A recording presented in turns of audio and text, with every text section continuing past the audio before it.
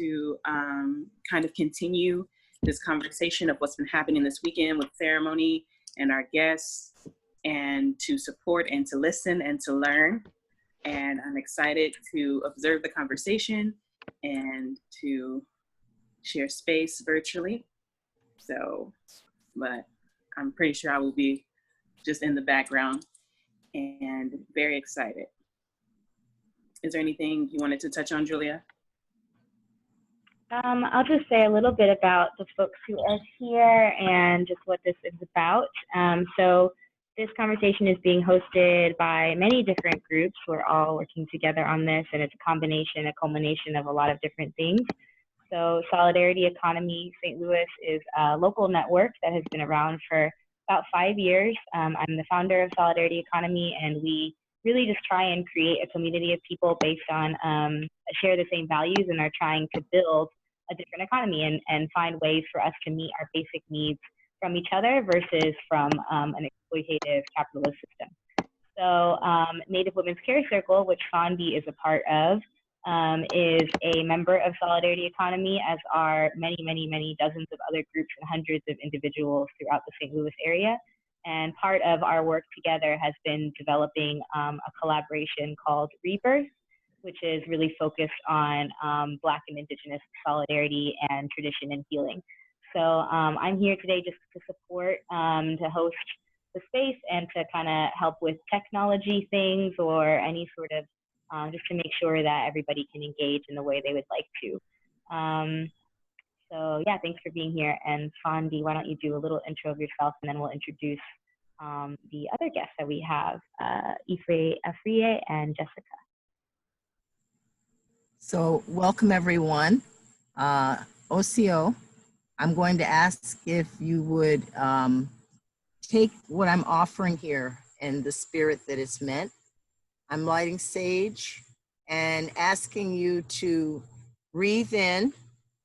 And the way that I was taught is that we take this smudge as a cleansing. And we smudge our eyes so that we can see the truth. We smudge our ears so that we can hear the truth. We breathe in this smudge, this sage, so that our hearts know the truth. And we breathe it in so that our mouths may speak the truth. And one of the things that is so important is water. Water is healing, and it needs to be healed. So we are here with the title Water, Water, Water, because water is everything. But we are also supporting the Sacred Water Pilgrimage. And that is journey. This is, St. Louis is the third stop, and it involves on the full moons, and this full moon is for the sturgeon. If I'm mistaken, please help me. We're also talking about chakras and the throat chakra. And the throat chakra involves communication and truth. So with that, I'm going to ask you to take a deep breath, and we're going to speak truth. And it's not always comfortable to speak truth. So I'm going to ask Creator to help us in our uncomfortableness and our comfortableness.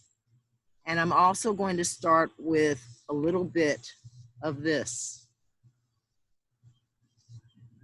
Y'all know I'm a first grade teacher. I have to tell you that Grandma Josephine was told that one day water will be more valuable than gold.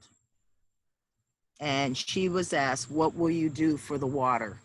And she said, I will give my life for the water. And she has. She has walked the great lakes. She has walked the rivers. And now she has crossed the river and gone on. But we still have her legacy. So with that in mind, remember that Nibiange, Nibiange, Imarasiwin. We have that for the good life. So with that, I'm going to ask us to introduce, with my guests, introduce themselves. We're going to start off with beautiful, beautiful Ife, and then go to Jessica. Maha, or Mache, excuse me, I'm still on Eastern time. Mache, that's good morning in Tree, which is the tradition, the spiritual lineage that I am descended from. And there are three of us with the Wind and the Warrior to introduce. So I'd like to ask, I'm listed, but there are actually four of us all together and three here on the call. Would like to hand it over to Nana Fofier to say hello and introduce herself, and then move to Karma. Mache, everyone. I'm Nana Fofier, Amina Bashir, 1/4 of the Wind and Warrior here in St. Louis for our third stop of the Sacred Water Pilgrimage. And it is beautiful to be here with you this morning. Madasi, thank you.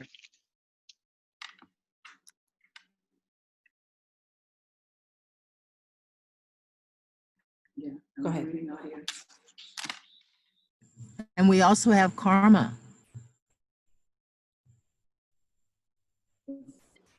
Good morning. Good morning. It's a pleasure and an honor to be with you once again.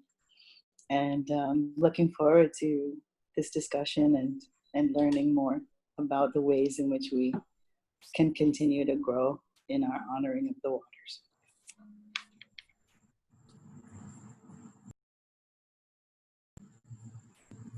So, Jessica, do you want to say hi or say Jessica? Yes, thank you. Hi, everyone. My name is Jessica Ashley Dandridge. I am born and raised in New Orleans, but my family is from a town called Breaux-Bridge, Louisiana. So long roots there in Louisiana. I am, I don't know if we call ourselves a fellow Ife or what we call ourselves, but I guess you would say I'm a fellow of the pilgrimage. I'm learning from the Nanas and Women Warrior. But I also run a nonprofit, executive director of the Water Collaborative of Greater New Orleans, which focuses on urban water management, which we can get into what that means if people aren't familiar, and climate adaptation, because New Orleans is our most precious asset is water, but it is also our biggest threat. And just to put into context, by 2050, if we don't make major changes, not just in New Orleans, but globally, New Orleans is at risk of being underwater, as well as all of Southeast Louisiana, from a variety of reasons and factors. And so what I do is bring multiple sectors together, whether it's engineers to nonprofits to artists, together to one, bring awareness, but also work on education policy and equity issues to move this forward in a very short period of time. We are running under a very tight schedule, 20 years. So thank you. Well, one of the things that I wanted to start with was exactly what Jessica was talking about. In the locations that we are, St. Louis is important. St. Louis has the longest and the biggest rivers at its confluence. And what we do here goes downriver to where Jessica is. So we are an important part of keeping that clean. And it's not just what the river's doing, it's what is happening with us human beings politically and emotionally and physically. And it's all tied together. So I wanted to start off by asking if our sisters from the Wind and the Warrior and Jessica, if we can talk about, I think the first thing is, how is water going to be affected by what we're doing? Because it seems like this was a spiritual start, not just the need to do the political part, but a spiritual part too. So how did we get started with this walk? Just like Grandma Josephine was asked, what will you do for the water? I'm gonna ask that as a question for all of you. What and why are you doing for the water? And I do have to apologize. My dog is barking at the mailman.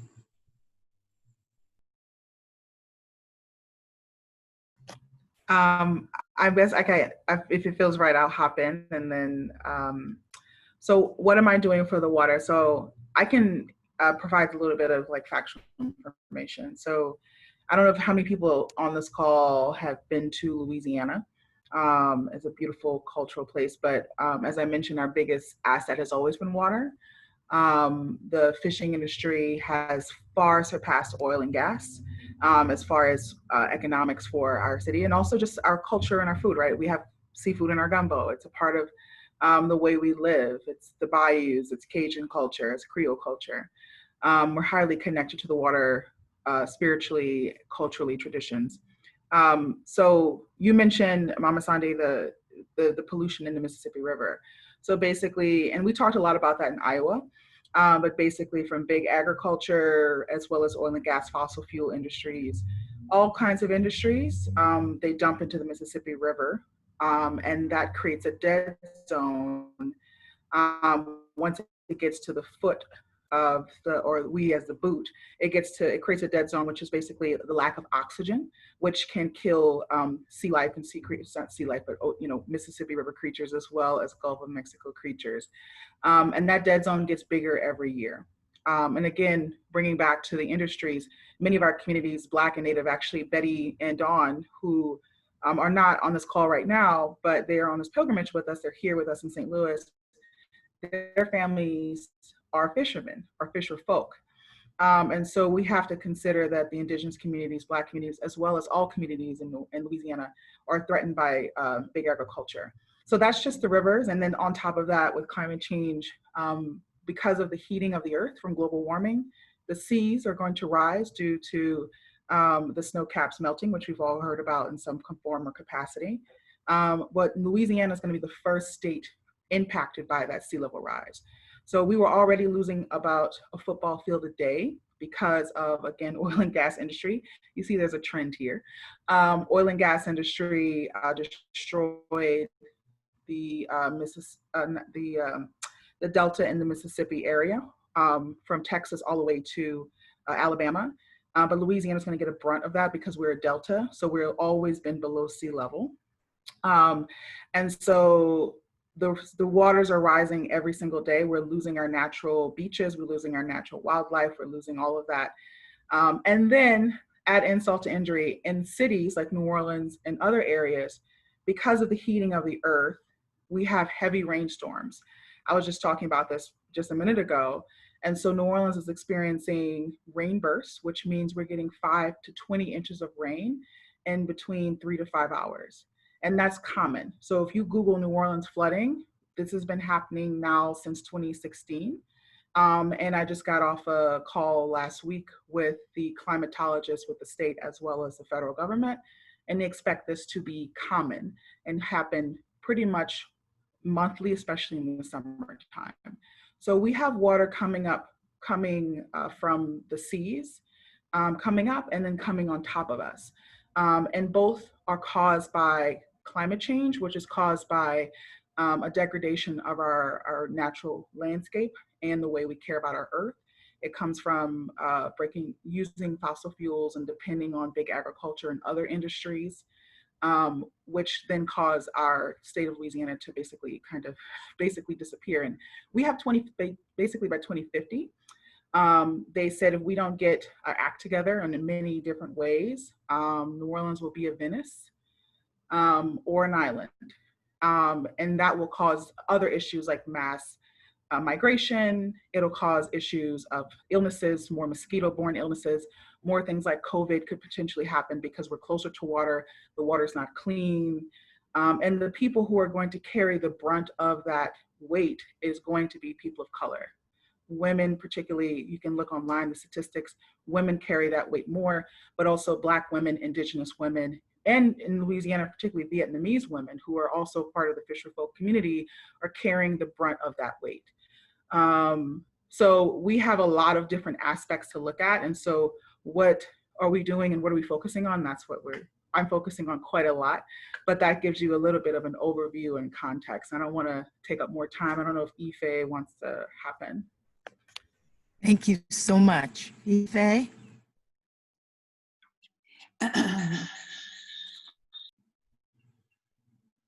Okay, a couple of us are right in that same area.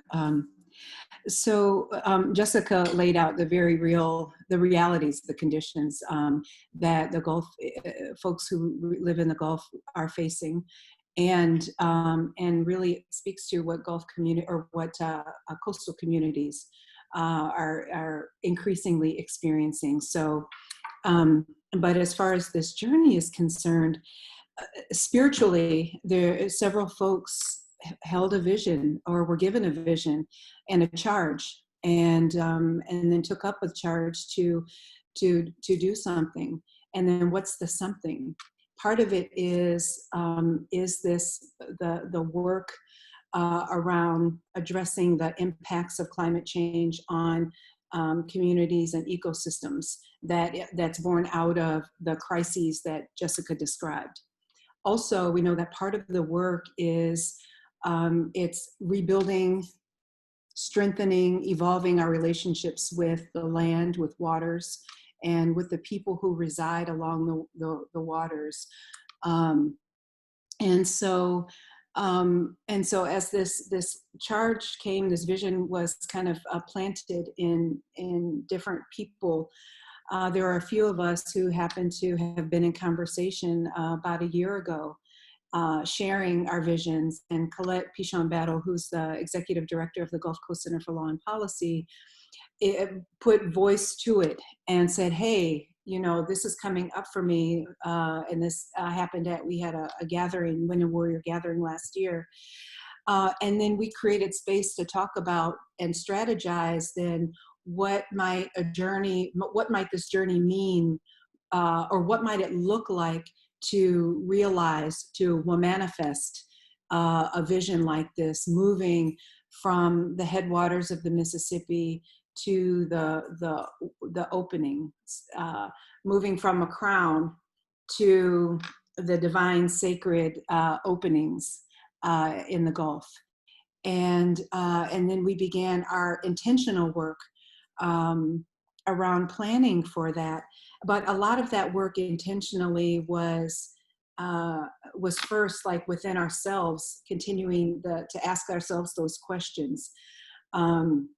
Questions of what is our charge? What's our call? What does it look like concretely, practically? What would it take to do something like this?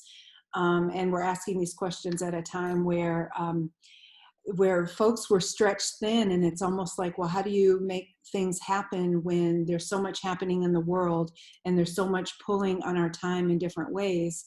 But as we received the charge and we took on we began to embody that intention, things began to move, and we were able to concretely, began to have conversations more broadly than a couple of us, beginning back, I think, in March, in April, and then the planning really began and continued. And so we're learning a lot along the way.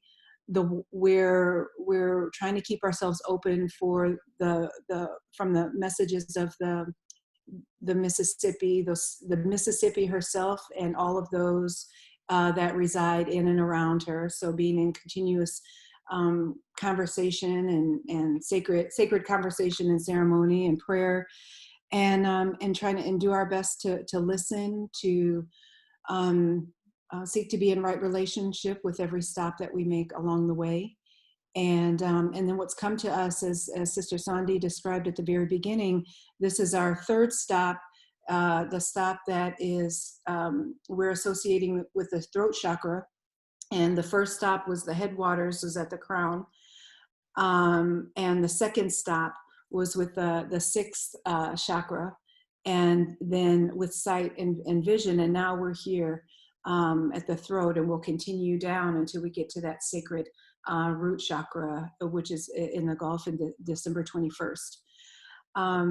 And with each of those, it's all of the meaning and the symbolism that comes with each of those energy centers. And so we're seeking to remain open. We want to be at each stop in a sacred relationship with Native Indigenous folks, with land and waters in the areas of each stop. There are 7. And be, you know, humble and hold integrity at each step of the way. So I'm going to pause and just see. I know I took up a little space, but see if my sisters have something to add to that. And I'm going to say that one of the things that we say is that we shouldn't apologize for taking time for truth. It's important for people to have a common history and background so that we can all heal together. And one of the purposes of this call is a continuation of the beautiful ceremony that was done after a virtual ceremony that was done after a physical ceremony on the Mississippi. So these truths are important and they do connect. Are you hearing, folks, that the people down below are getting what we send them? But until we can work together, and that involves healing, we can't pull together in the same direction. So I am very grateful for your truth. Thank you. And we have more truth to get as a foundation. And then we do want to hear from some of the people that are on this call, because the truth is we need to connect, heal and connect. So if Nana Fofe can do that for us, add more to our truth, dear, please. Excuse me.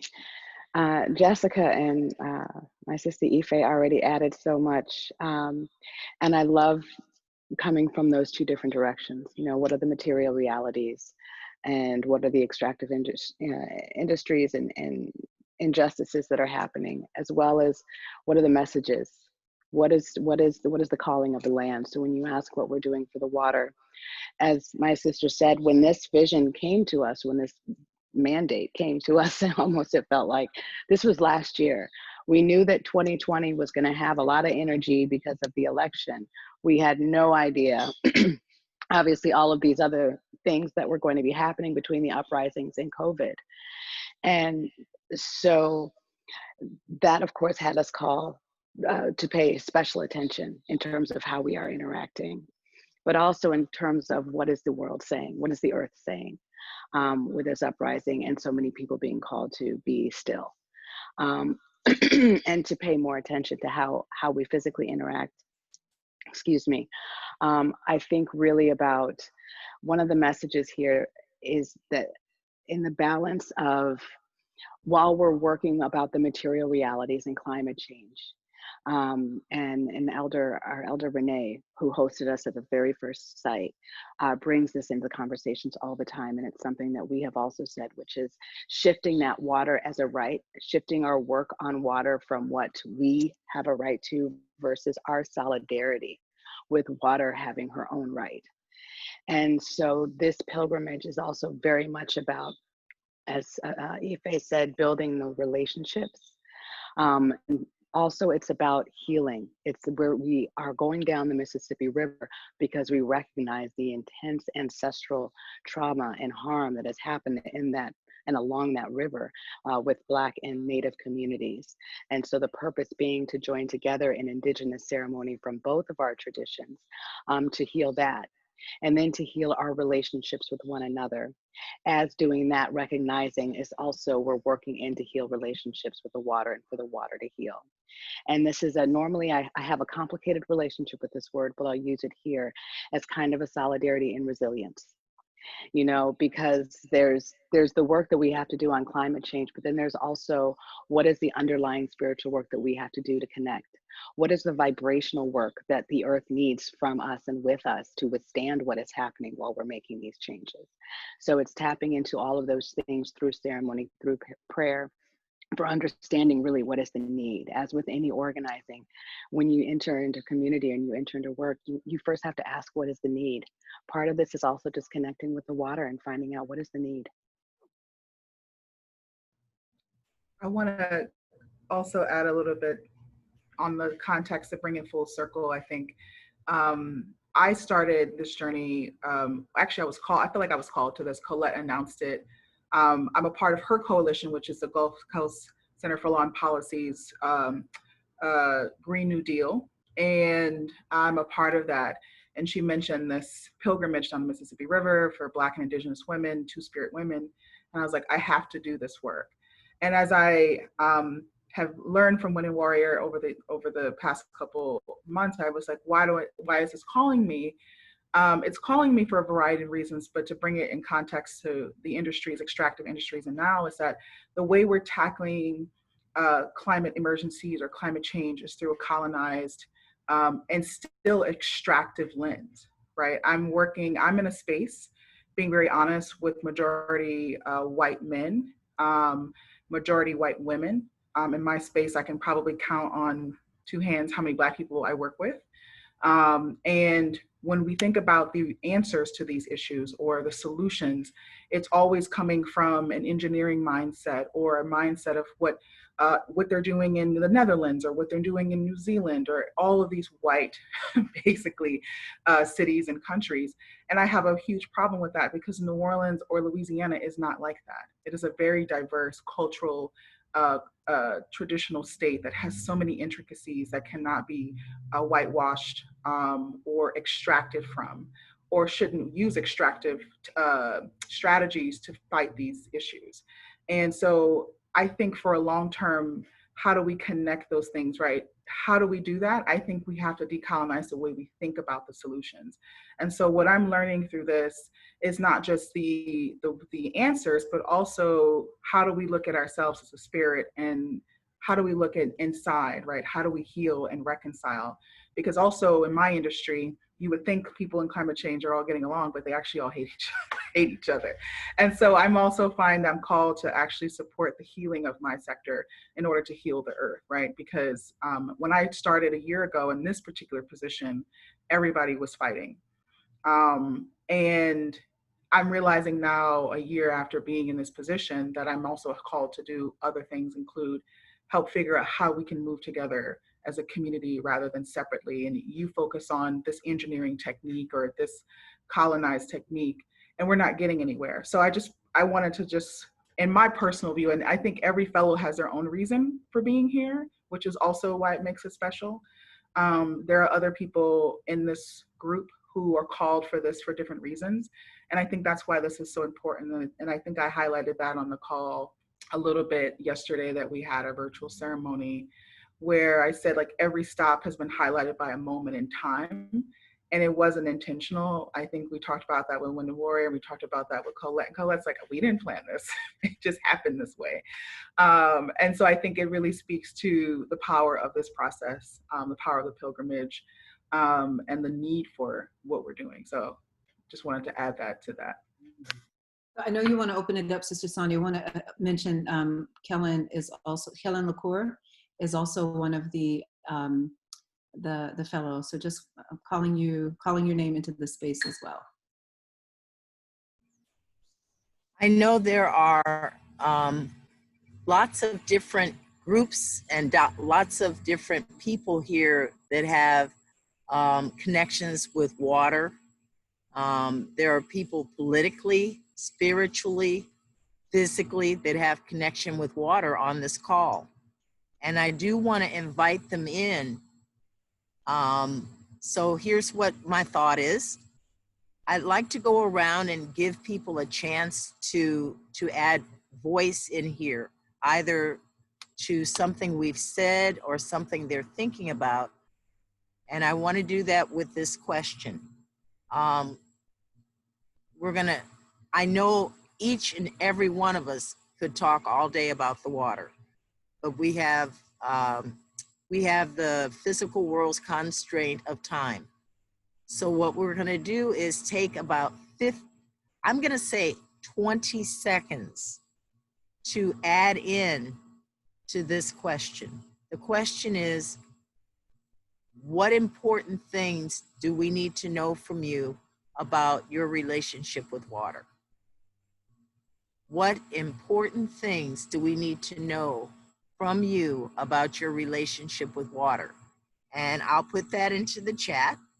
I'm also going to, at about 15 seconds, give a sound like that.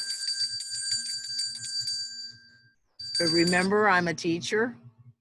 So that'll be your cue to maybe wrap up and put the important things you want to share with this group into what you're saying. 20 seconds is not a long time.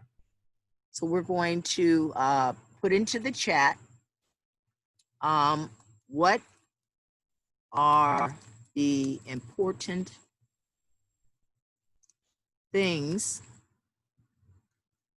you want, and my spelling is always bad on these, want to share about the water. Okay. I think I got that in there. What are the important things you want to share about? Alrighty, so what I'm gonna do is I'm gonna ask if we could start with Miss Karma, and I'll work around and do names as best that I can. If you want to share, do. If you can see the whole screen, we'll go down and around, and if you jump in, just do it, okay? We'll try to be polite to each other, and if we need direction, I'll try and give it. How's that? Is that good? Thumbs up, everybody. Show me yes. All right. So we'll. Karma? Sorry, I got it. Okay. Yes. Peace and love again. I just was typing into the chat. Something, excuse me, very important about my relationship with water is that I listen to the water. Water herself is a sacred being, a sentient being, a communicative being, who infuses all life forms and who speaks to me and to anyone, I believe, who would listen about our personal journeys, giving us information that we need in each of our human healing journeys, about our relationships to our family, blood and chosen, about the cycles of life as it flows and functions on planet Earth, about our relatives, the winged ones who fly, the ones who swim, the four legs, and about the destiny that we have as two-legged people, and our responsibilities. One of the ways that we prepared as the Wind and the Warrior to begin the pilgrimage is that for a number of months, we had a series of meditation practices that we shared, that we did simultaneously. The four of us live in different locations, but at the same time in the morning, we committed, excuse me, to rising before the sun and to sit. Water gazing is one of our most treasured practices, and it's a practice that's shared across many traditions. One of the things that we do along the pilgrimage at each stop is offer suggestions for prayer and ways to engage with ceremony that will facilitate greater and greater opening of that internal communication, so that each one of us, and so that we as a community and as a whole, can continue to be guided and be instructed. We were given real specific instructions. For example, there are 7 stops along the pilgrimage. We were told very, very clearly that 7 should be the number, because we had been discussing the magic number 7 for many years together. And we were told that when we begin this pilgrimage, that we should make sure that we stick with that 7, with that sacred 7. We were also told so many things that I won't list, but one of them, for example, is that as we go along, we should look for opportunities to feed children in the different places along the pilgrimage. The water spirits, as we know them in many traditions, have a special love for children, human children. And we know that the water as a source of our life is the creator of all abundance. And so when we're in the practice of seeking to walk in a good way, it's really important that we take actions to support the generations to come. And we know that Native tradition speaks of 7 generations. And so we see the reflections and the connections between traditions, specifically with that number 7, as in many of our ways and traditions, but that's just one example of the ways that listening to the water can provide some guidance.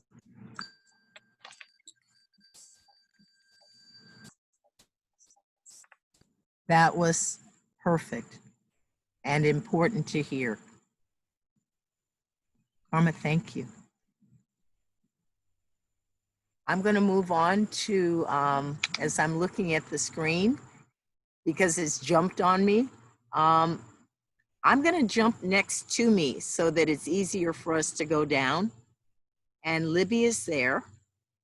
And I think Libby is calling from Denver. Am I right, Libby?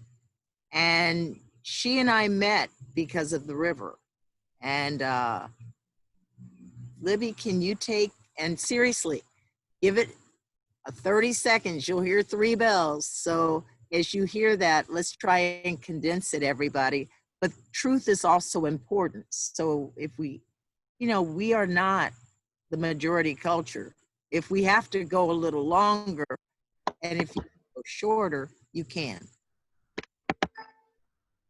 I'm just so moved by everything I'm hearing. I think what I need to say is that I'm also a child of the water. I grew up in Delta country along the San Jacinto River, the site of the world's largest oil and gas refinery in the Baytown area. When I was a child, it's now only the largest one in the country. It's just heartbreaking. My father was an engineer who worked for oil and gas.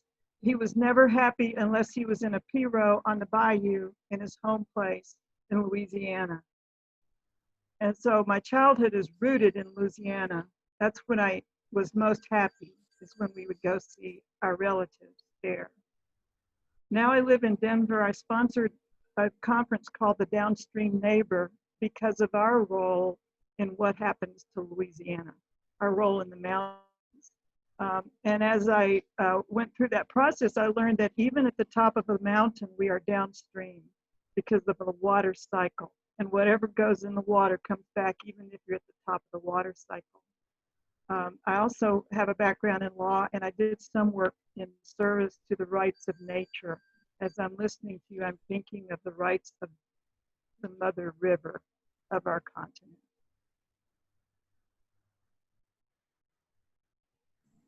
Thank you. You only did 2 bells. Thank you, my dear.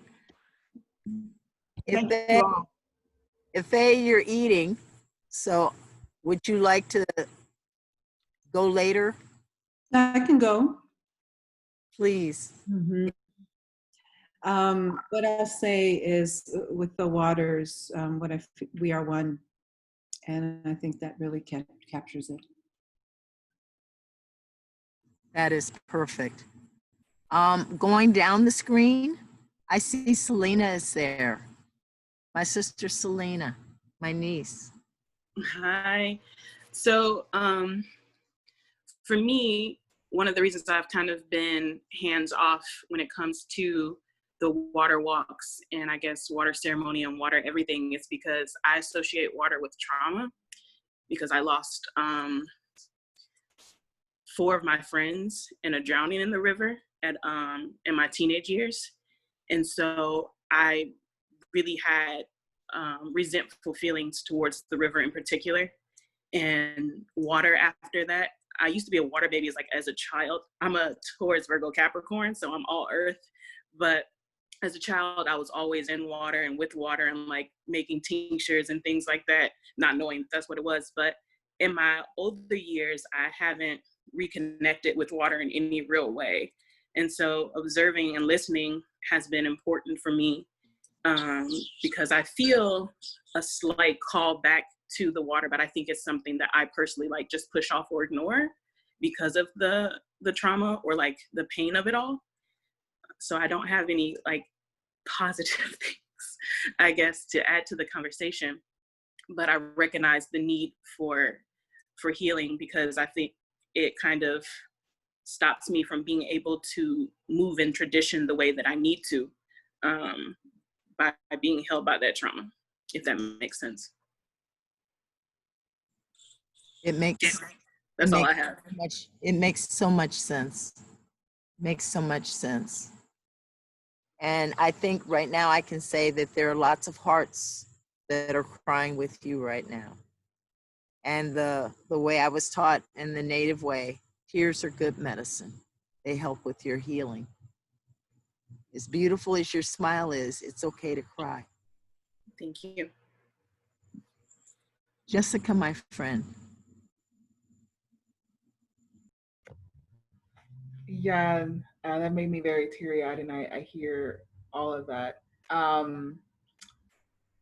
So my birthday is August 30th, and so Hurricane Katrina hit on August 29th. The levees broke on the day of my birthday, which is also the day people lost their lives, lost their home. And so in a kind of similar to Selena's point, I feel like I've always been connected to water in some way. I've always lived near water. But the day, this year is the 15th anniversary of Katrina. So the day the levees broke, I was 16, and I've always felt connected to the water, but really in an interesting way, I've always felt connected to the infrastructure of that water and how we have walled it off, closed it off, connected it, all of that. And so today, the irony in it all is that I'm doing that very same work, working with the walling of water and the moving of water and the damming of water. And I don't know yet, honestly, if it's poetic justice or what it is. But it is very much interesting because that's all I do. I talk about levees all day. I talk about water infrastructure. I talk about pipes. I talk about all that. And it's the same thing that highlight to me, and out of all the things in my childhood, that's one of the things that is highlighted, because I will never forget that at being 16 and seeing, not processing it, right? Like I remember going on Google Maps and then my family's like, where's the house? And I was like, I think it's underwater. And so just processing that whole thing, and then coming 15 years later and I'm doing work around the same thing that caused our city to flood, which was not, I want to be very clear, was not nature. Nature did its job. New Orleans did its job. The Delta did its job. The coast did its job. Man did not do its job, and in fact made the situation worse. So yeah, I'll leave it there. Thank you so much. Nana Fofi.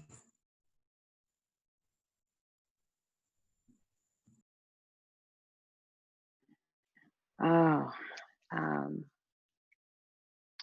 I just want to give both of those two previous voices just a moment more of space. Thank you both. Yeah, I live in New Orleans, and as we prepare for Katrina 15, there is, and I'm glad that Jessica spoke, spoke to the healing. So there's the healing of the pilgrimage, and then there's the healing because so much trauma does come up in our movement spaces, in our climate work, because it's right there, right? It's right there. So for me, the water has always been my best number one teacher. And I come from fabulous teachers. I come from educators, but the water has always been my teacher. Um, one thing teaching me what is not in my control.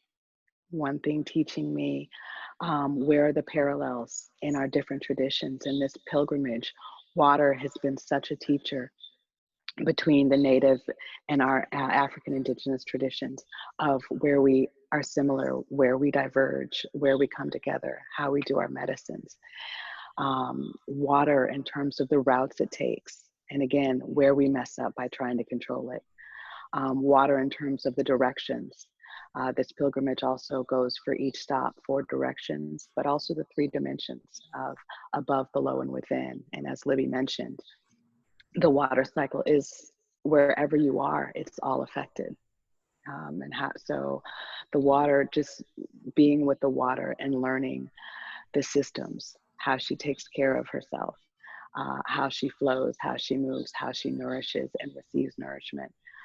Water has always been a teacher in that way, and is continuing to teach so much on this pilgrimage. Thank you.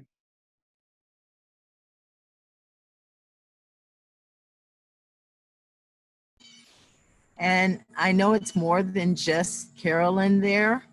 So if you would like to share your family's interaction and you know, the question is, what is important to you about that we need to know about you in the water? This is Michael, Carolyn, and Thomas and Marcus here, and we're in North St. Louis, on the lands of the mound builders.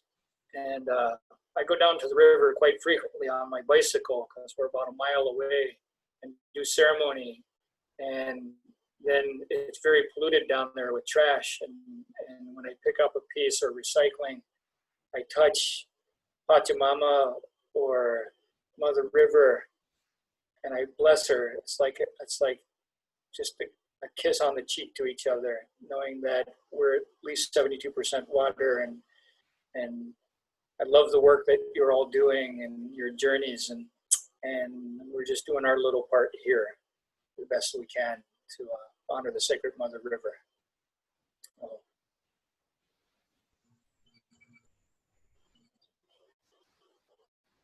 That.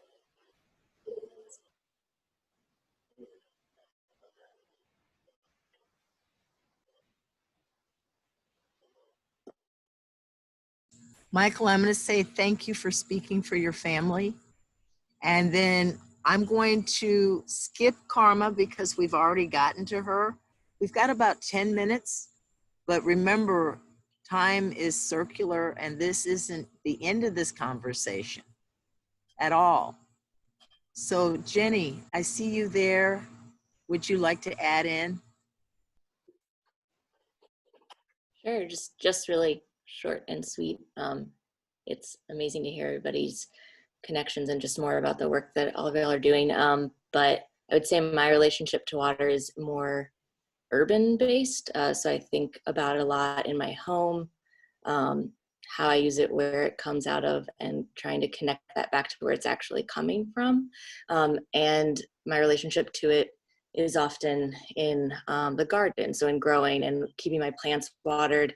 And I think I'm way more attuned with like the weather because I grow things, and looking for rain, waiting for rain, finding ways to keep all of my plants happy.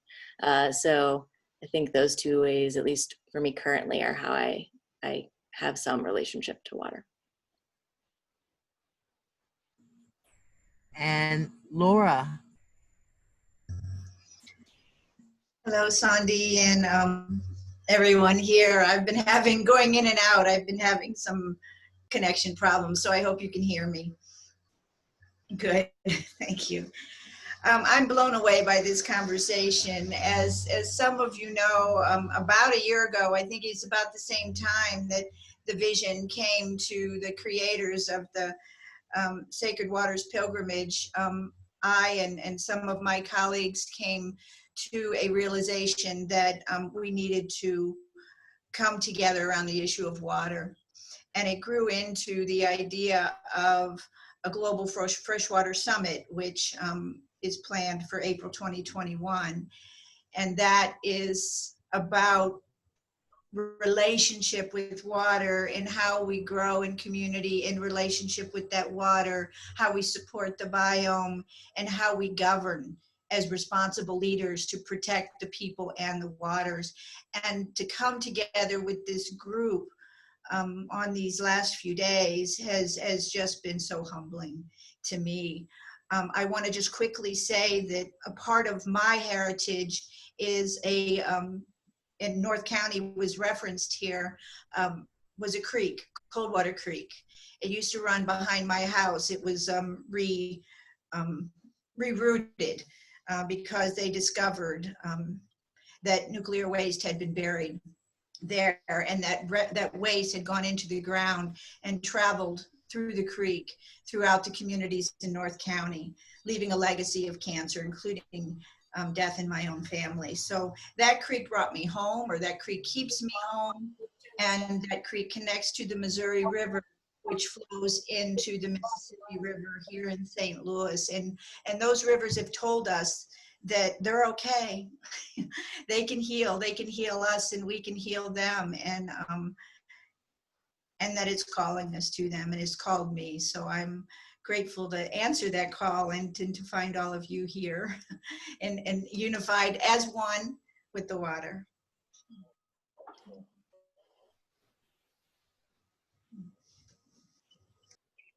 Sorry, I'm muted. Thank you so much.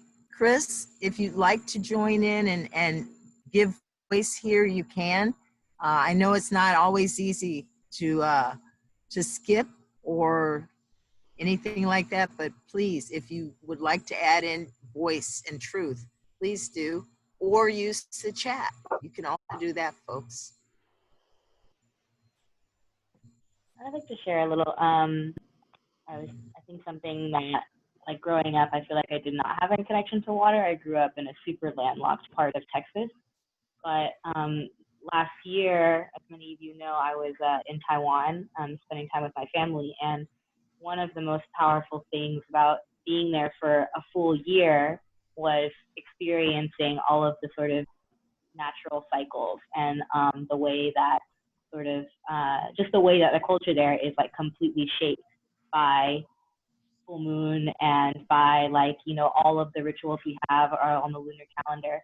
And I think the way that relates to water is twofold. Sort of Taiwan is an island, and so part just seeing and really feeling the sense that like there is this very much sort of respect for water, and that this understanding that like water is powerful, like water is way more powerful than us, and like we need to shape our experiences in our day-to-day life around that reality and around this understanding that we need to respect it, you know, we need to take care of it, and also that we have to adapt and live with it, and that, you know, typhoons, like the sort of the things that had me thinking about a lot of the perspective is, you know, the sort of level, and going back to what Jessica was sharing about Katrina, like that level of sort of that particular weather event and sort of the magnitude of that hurricane is something that happens on an annual basis in Taiwan. But the casualties, you know, because of the way that the culture is set up and the way that the government responds, and also the way that people respond, there are, you know, few to no casualties involved in that event because people have adapted over time and understand that this is something that happens regularly, and they have been able to change their life in order to adjust to that. So it's just interesting to think that the same pattern, you know, that is very much a part of nature can happen in two different places, and because of the way that people have built our systems, have completely like two completely opposite effects.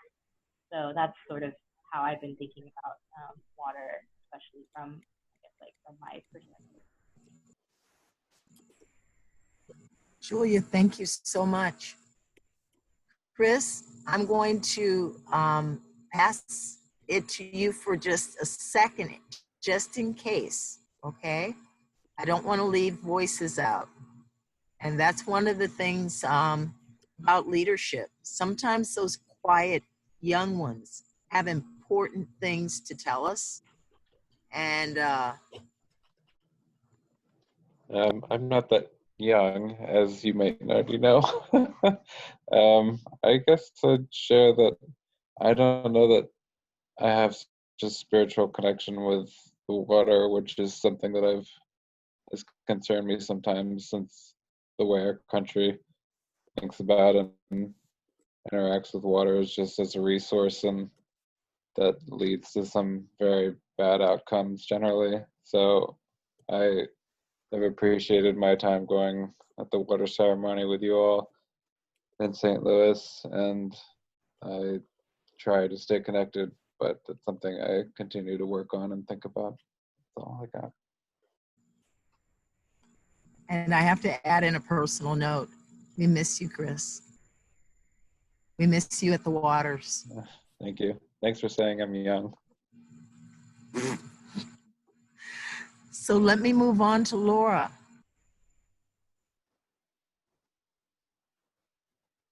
Do you mean a second Laura? Is there a second Laura? There are beautiful, it is such a... There are many of me. Laura B. Okay, thank you. I'm good.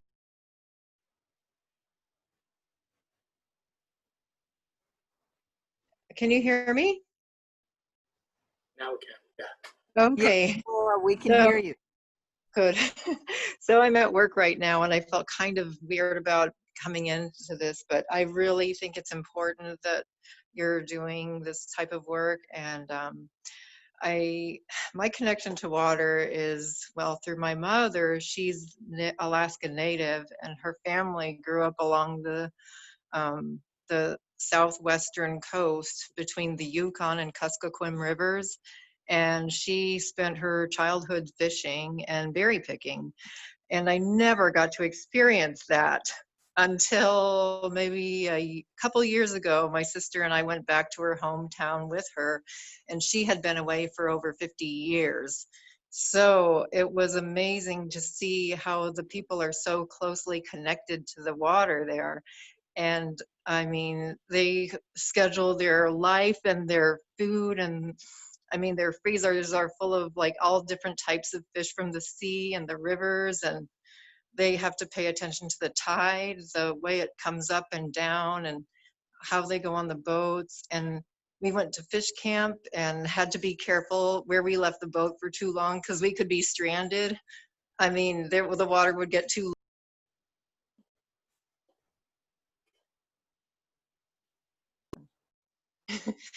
and we also carried water. We didn't have plumbing at fish camp, so there was lots of you know, the women carrying water back and forth. It was a good connection, and something that you had to do to eat and drink and live by. And now it's being threatened by Donlin Gold. Every day we have respect for water. And I'm not sure if Laura got to finish, but we'll try and make sure to get to everyone. And if you need to leave, we understand that. Kellen, you typed a beautiful piece into our chat. And one thing I'm gonna encourage everyone to do is go to the page that this is on and add in. It would also be good if you have an organization that we can link to and follow. I know I want to know what Jessica's doing. I want to know what Laura's group is doing. And I think that's a very important thing. With it being 12, we're going to keep going because we still have some voices that need to be heard. And if I'm not mistaken, we are at let me make sure we are at Eileen. And Laura, did you get to finish? Thumbs up, baby. The main thing I wanted to say was that water is a very simple thing, and it's used to clean with and also used to purify our bodies with. So we needed to make ourselves healthy and also to put we put contaminants into it. So we have to find that balance and to live in harmony with respect to all the life in the water and all that it provides for us. We cannot forget to take care of how to keep the water safe for us to drink. That's the most important thing that I think we have to remember right now. And my mother and her culture, they would get in so much trouble for even spitting near the river that they get their water from. I mean, they had a special lake that they would bathe in and a special lake for other things. But for where you're getting your water to drink from was a really sacred spot. And we need these sacred spots to be kept pure. So thank you. Thank you. I'm so glad that you added that. We needed to hear that voice. Yeah. I'm going to move on to Eileen, and I'm going to thank you all for giving this time and for giving some of your hearts with this conversation. But remember, it doesn't have to end. Eileen?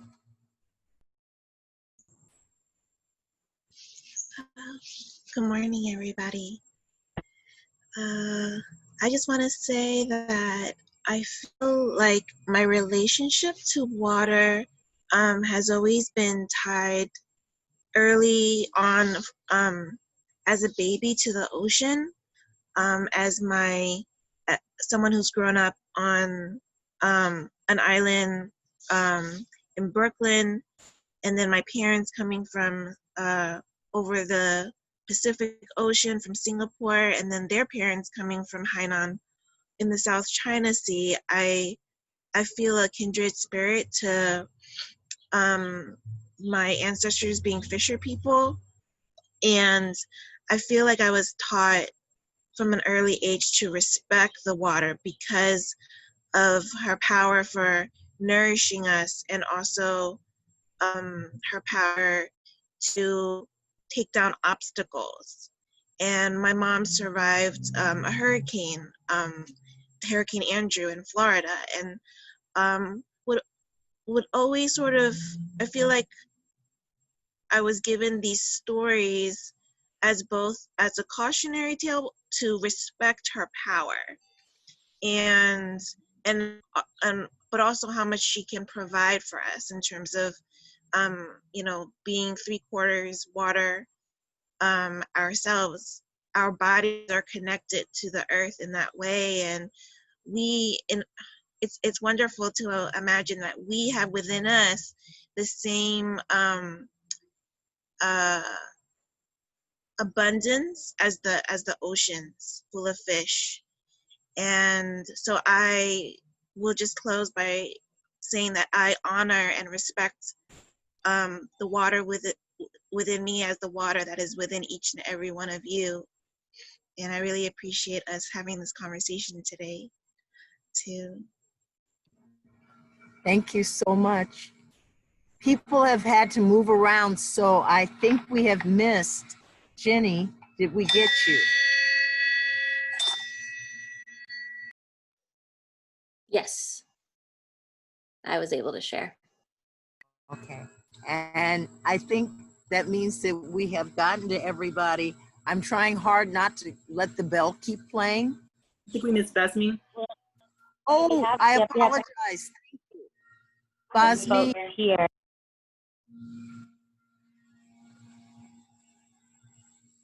I thought I was going to miss this. Such gratitude for being able to plug in and touch in with everyone here. Relationship to the water. I acknowledge that it wasn't until the last maybe 10 years that I really gave conscious thought to the water. I had an aunt in Tennessee when I was a little girl. There was a pump in the kitchen, and in the backyard, that's how she watered her pecan and fig and cherry trees and all of that good stuff. She always kept a lid on top of a glass of water. She drank Mountain Valley spring water her entire life, and this was, I think, an element on the excellent health that she retained late into her life. She taught me about ecology. She was born in 1903.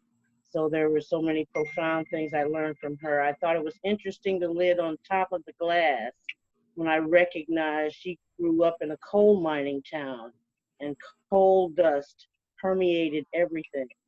I think of my father telling me how water and hygiene was so clean, was so necessary for good health, and that so often not having access to clean water meant that you didn't have an opportunity for good health. I was really struck by the Dene relatives when they came up here in 2016 and recognizing that they don't have fresh water coming onto the reservation. They have to bring the water for everything, for livestock, for cooking, for bathing, for everything, and how atrocious that is that we live in a country where we will allow, we disregard people of having access to clean water. For myself, I had a challenge last year of them shutting off my water here in St. Louis. And it was a sister who called from Detroit to the mayor that made sure I got my water turned back on. But I had many months of consciously exercising and get gratitude for the blessing of a true neighbor that I was able to access water. And so I carried water for several months and have a deeper appreciation. So as we're doing, now that I've become more aware, I was aware of Coldwater Creek and the pollution that we have throughout the waterways in the St. Louis metropolitan area, the nuclear aspect of how that is causing so much suffering to so many people that the corporate entities just breeze right past and can continue to operate without accountability on reclamating anything. So I give gratitude for the water because I find water healing and swimming. I used to love to swim in my youth because I could get down deep underwater in that kind of silence that I heard there was very healing for me. So I appreciate this opportunity to touch in with everybody and to hear everything. And as you're hearing all the excitement where I am, and this is such powerful work. I believe that the Creator is connecting these circles in this time so that we can heal and reclaim in our lives and the bodies of water in our communities. Ways to appreciate and emerge into new ways of being. Gratitude. Thank you. Thank you. And I know we've gone over time, and I thought, how can we end this in a good way? And then I thought, no, we can't end this. We're all tied to water. We all need water for life. And I know in the Lakota way, when Standing Rock was going on, it's become a worldwide thing that people know what it means when we say, Mini Wachoni, water is life. And in the Ojibwe way, we say, Nibi Awin, Mi Madasi Win. I think I said it correctly.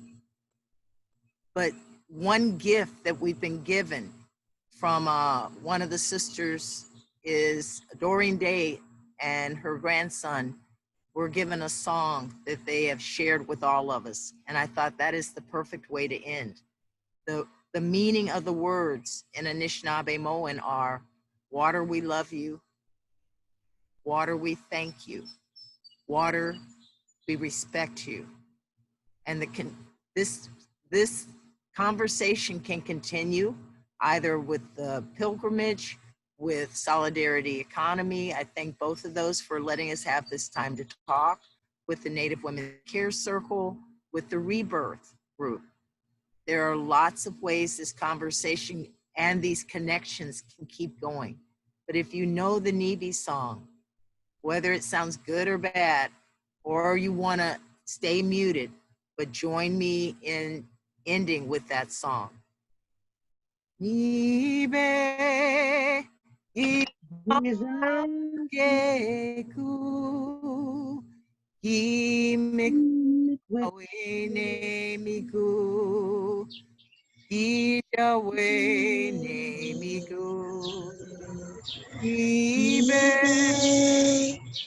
Izakeku